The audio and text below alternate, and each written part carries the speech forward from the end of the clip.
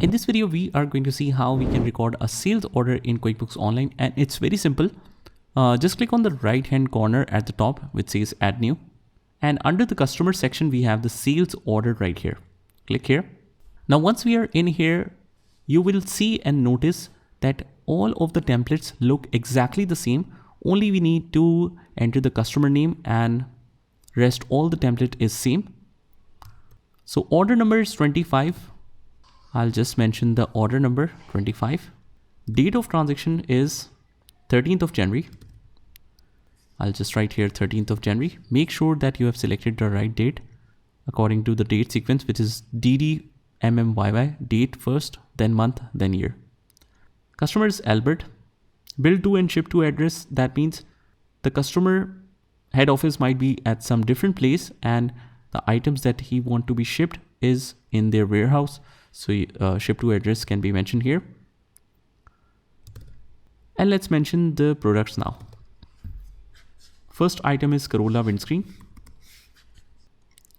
SKU means stock keeping unit. It's set to each. Quantity that the customer has ordered is 12. Right now the quantity on sale order is nil. Rate is 560. And this makes the total to 6720. Press tab. Next one we have is Civic headlights.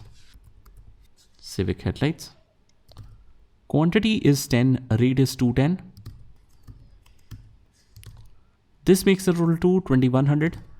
And the third one we have is Prius filters. Prius filters. Quantity here is 5, rate is 70. So 570. This makes the total to 350. So overall, just confirm the amount in total once before saving. And if everything looks good, you can just save it right here.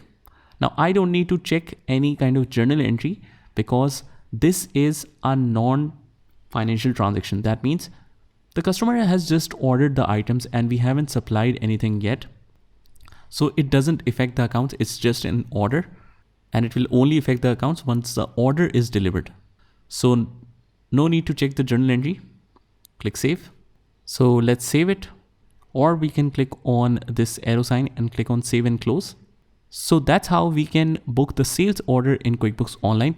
Just try this by yourself and I'll see you in the next one.